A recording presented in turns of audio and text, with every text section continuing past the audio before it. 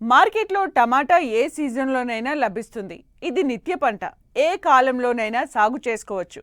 మార్కెట్లో హెచ్చుతగ్గులను గమనిస్తూ రైతులు దఫదఫాలుగా విత్తుకుని సాగు చేస్తున్నారు. అయితే నాణ్యమైన అధిక దిగుబడుల్ని తీయటంలో మాత్రం విఫలమవుతున్నారు. ఈ నేపథ్యంలో టమాటా సాగులో అధిక దిగుబడుల కోసం పాటించాల్సిన మేలైన యాజమాన్య పద్ధతుల గురించి తెలియజేస్తున్నారు శాస్త్రవేత్త డాక్టర్ శ్రవంతి.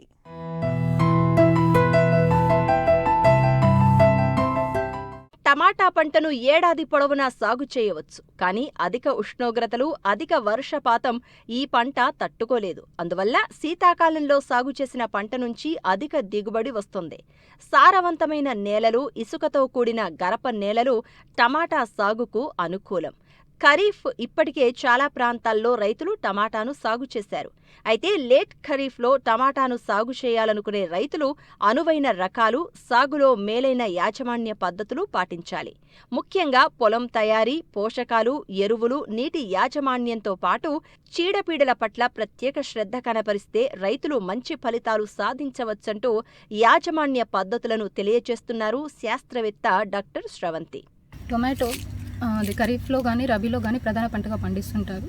కాలానుసారంగా మనం సరైన యాజమాన్య పద్ధతులు పాటించినట్లయితే ఎక్కువ దిగుబడిని పొంది ఖర్చులను తగ్గించుకోవచ్చు. ఇదే విధంగా టమాటా సాగుకు ముఖ్యంగా ఎంచుకోవాల్సింది నేలలు. దీనికి ఎర్రగరప నేలలు ప్రధానంగా అనుకూలమైనవి. అంటే ఉదయజని సూచిక 6.5 నుంచి 7.5 ఉన్నట్లయితే నేలలు టమాటో సాగుకు అనుకూలంగా ఉంటాయి. అదేవిధంగా టొమాటోలో విత్తనాన్ని ఎంచుకునేటప్పుడు అధిక దిగుబడినిచ్చే కాలానికి అనుగుణంగా ఉన్నటువంటి విత్తనాలను ఎంచుకోవాలి. అంటే ఖరీఫ్కి ముఖ్యంగా ఇప్పుడు సెప్టెంబర్ మాసంలో లేట్ ఖరీఫ్కి అనుకూలమైనటువంటి వెరైటీస్ అంటే మనకు పూసా రుబి మరియు అర్క వికాస్ వంటి వెరైటీలను మనం ఎంచుకోవాలి. లేదా మనకు ప్రైవేట్ రకాలైనటువంటి సాహో కానీ, US 618 కానీ, US 440 కానీ, లేదా అన్నపూర్ణ, లేదా PHS 448 వంటి విత్తనాలు మనకు ఫర్టిలైజర్ షాప్స్లో అవైలబుల్గా ఉన్నాయి. ఇలాంటి అధిక దిగుబడినిచ్చే విత్తనాలను ఎన్నుకోవాలి. విత్తన రేట్ వచ్చేసి మనకు ఎకరానికి దాదాపు సూటి రకాలైతే 200 గ్రాములు, అదే మనకు హైబ్రిడ్ రకాలైతే 60 నుంచి 80 గ్రాములు మనకు ఎకరానికి సరిపోతుంది. ఈ విధంగా విత్తనాన్ని ఎంచుకున్న తర్వాత టమాటోలో ముఖ్యంగా మనము నారుమడిని చేసుకోవాలి. నారుమడిని చేసుకొని నారుని పెంచుకోవాలి. నారుమడికి మనకు దాదాపుగా ఒక ఎకరానికి సరిపడే నారు అవసరమైనట్లయితే దాదాపు 4 అడుగుల పొడవు, 1 మీటర్ వెడల్పు ఉన్నటువంటి నారుమడిని సిద్ధం చేసుకోవాలి.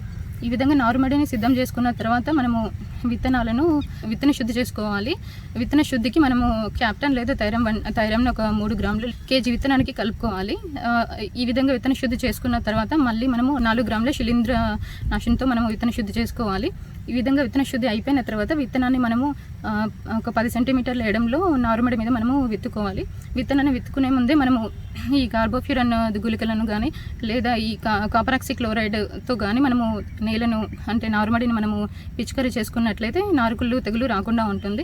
ఇదే విధంగా మళ్ళీ 3 వారాల నారుకి మనము కాపరాక్సి క్లోరైడ్ను మళ్ళొకసారి పిచికారీ చేసుకోవాలి. ఈ విధంగా నారుమడిని మనము 3 నుంచి 4 ఆకుల దశలో అంటే దాదాపు 25 రోజుల తర్వాత ట్రాన్స్ప్లాంటింగ్ చేసుకోవాలి. ట్రాన్స్ప్లాంటింగ్ చేసే ముందు ఈ నారుని మనము ఒక 2 ml రోగారు ప్లస్ 1 ml బావిస్టిన్లో మనము ముంచుకొని మనం ట్రాన్స్ప్లాంటింగ్ చేసుకున్నట్లయితే చీడపీడలు ఎక్కువగా రాకుండా నివారించుకోవచ్చు. టమాటాలో ఎరువుల యాజమాన్యం ఎంతో కీలకం. ఎరువులను వాడడం వలన ఉత్పత్తి పెరుగుతుంది, కాయ కూడా నాణ్యతగా ఉంటుంది. అయితే ఎరువులను నేరుగా కాకుండా డ్రిప్ ద్వారా అందిస్తే మొక్కలకు సమపాళ్లలో అంది మంచి దిగుబడులు వస్తాయి. మరోవైపు చీడపీడల పట్ల జాగ్రత్తగా ఉండాలి. సకాలంలో వాటిని గుర్తించి సమగ్ర సస్యరక్షణ చర్యలు చేపడితే నాణ్యమైన దిగుబడులను పొందేందుకు అవకాశం ఉంటుంది. నత్రజని, భాస్వరం, పొటాషు 24 కిలోలనిచ్చే విధంగా మనం ఎరువులని తీసుకోవాలి. దుక్కి దున్నే టైంలోనే మనము పశువుల ఎరువు, బాగా మాగినటువంటి పశువుల ఎరువు 10 టన్నులు ఎకరానికి వేసుకోవాలి. అందులో మళ్ళీ యూరియా మనం 1 పాలు దుక్కి దున్నే సమయంలో, మరియు భాస్వరం, పొటాషులను దుక్కి దున్నే సమయంలో వేసుకున్నట్లయితే దిగుబడి బాగుంటుంది. అదేవిధంగా మళ్ళీ యూరియాని 2 పాలుగా అంటే దాదాపు 30 రోజులు 45 రోజుల తర్వాత మళ్ళీ ఒకసారి వేసుకోవాలి. ఈ విధంగా టమాటో ఎరువులను వేసుకున్న తర్వాత మనం టమాటో నారుని ప్రధాన పొలంలో ట్రాన్స్ప్లాంటింగ్ చేసుకోవాలి. ట్రాన్స్ప్లాంటింగ్ చేసుకున్న తర్వాత మనకు దాదాపు 50 నుంచి 60 రోజుల్లో మనకు పూత మొదలవుతుంది. తర్వాత 10 రోజుల నుంచి మనకు కాత మొదలవుతుంది. కాత మొదలైనటువంటి 2 నెలల వరకు మనకు కాత కంటిన్యూ అవుతుంది. కాయ పగుళ్ళు ఎక్కువగా ఉంటాయి. ఈ కాయ పగుళ్ళు రాకుండా ఉండడానికి మనము దుక్కిదున్న సమయంలోనే మనము 10 నుంచి 12 కిలోల బోరాన్ వేసుకోవాలి. బోరాన్ వేసుకున్నట్లయితే మనకు కాయ పగుళ్ళు ఎక్కువగా ఉండవు టొమాటోలు. దీనితో పాటుగా మనం ఒక 10 కిలోల జింక్ సల్ఫేట్ లేదా జింక్ సల్ఫేట్ని మనం 5 గ్రాములు లీటర్ నీటికి కలుపుకొని పిచికారీ చేసుకున్నట్లయితే దాదాపు 20% దిగుబడి పెంచుకోవచ్చు. ఈ విధంగా సూక్ష్మ పోషకాలని ఈ విధంగా ఇచ్చుకోవాలి. లేదంటే మనకు మార్కెట్లో IAHR వాళ్ళు రిలీజ్ చేసినటువంటి అరకా వెజిటబుల్ స్పెషల్ అనేది దొరుకుతుంది. దీన్ని 3 గ్రాములు లీటర్ నీటికి కలుపుకొని పిచికారీ చేసుకున్నట్లయితే కూడా మనకు దాదాపు 20% దిగుబడి పెరుగుతుంది. ఈ విధంగా మనము ప్రధాన పొలంలో నారును నాటుకున్న తర్వాత ఇటువంటి జాగ్రత్తలు తీసుకోవాలి. తర్వాత టమాటాలో 2 రకాలు ఉంటాయి. అవి డిటర్మినేట్ మరియు ఇండిటర్మినేట్ టైప్. అంటే డిటర్మినేట్ అంటే తక్కువ కాల పరిమితి ఉండి తక్కువ హైట్లో పెరిగేటువంటి మొక్కలు, మరియు ఇండిటర్మినేట్ అంటే కొంచెం తీగలాగా పాకేటువంటి మొక్కలు. అంటే ఈ డిటర్మినేట్ వాటికి మనము ఈ వెదురు కర్రలతో కానీ స్టిక్స్తో కానీ మనము ఊతం అంటే సపోర్ట్ ఇచ్చుకోవాలి. అదే ఇండిటర్మినేట్ వెరైటీస్ అయితే మనము దాదాపు పురికోస కానీ లేదా కొంచెం పొడవాటి కర్రలతో కానీ మనం ఊతం ఇచ్చుకోవాలి. ఇది తప్పనిసరి. ఈ విధంగా చేసినట్లయితే మనకు అది కాండము నేల మీద వాలి కాయలు నేలకు తగలకుండా ఉండి మరియు కాయ నాణ్యత బాగుంటుంది. అదేవిధంగా టమాటోలో కలుపు నివారణకు మనము దుక్కి దున్నిన తర్వాత ట్రాన్స్ప్లాంటింగ్కి ముందు మనము ప్రీ ఎమర్జెన్సీ హెర్బిసైడ్ అంటే పెండిమిథాలిన్ 1 లీటరు 200 లీటర్ల నీటికి కలుపుకొని 1 ఎకరానికి మనం పిచికారీ చేసుకోవాలి. ఇది పిచికారీ చేసుకున్న తర్వాత 20 నుంచి 48 గంటల్లో మనము నారుని ట్రాన్స్ప్లాంటింగ్ చేసుకోవాలి.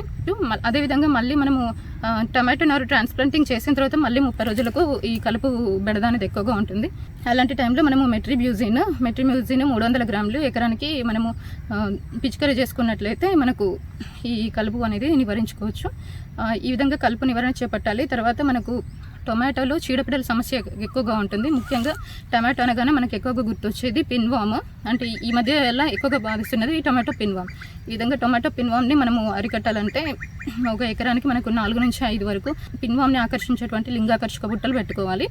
లేదా మనము ఒక 0.3 ml స్పైనోసైడ్ కానీ లేదా 0.3 ml కోరోజన్ కానీ పిచికారీ చేసుకోవాలి.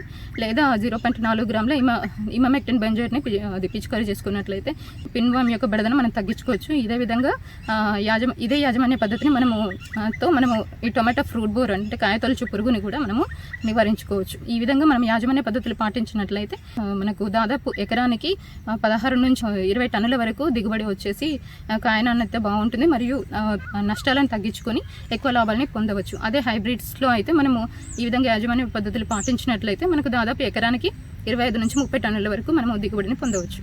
కాయ నాణ్యతను బట్టే మార్కెట్లో ధర పలుకుతుంది. కాబట్టి టమాటాలను సంప్రదాయబద్ధంగా నేలపై సాగు చేస్తే నాణ్యత రాదు. స్టేకింగ్ విధానంలో సాగు చేస్తే కాయ నేలకు తగలవు. దీంతో కాయ దెబ్బతినదు. ఇటు బరువు పెరగడంతో పాటు షైనింగ్ వచ్చి మంచి రేటు వస్తుంది. సంప్రదాయ పద్ధతిలో ఎకరాకు 16 నుంచి 20 టన్నుల దిగుబడి వస్తుంది. అదే స్టేకింగ్ విధానంలో 25 నుంచి 40 టన్నుల దిగుబడిని తీసే అవకాశం ఉంది. పైగా పంట కాలం పెరుగుతుంది. దీనివల్ల ఎక్కువ రోజుల పాటు దిగుబడిని తీసుకునే అవకాశం ఏర్పడుతుంది.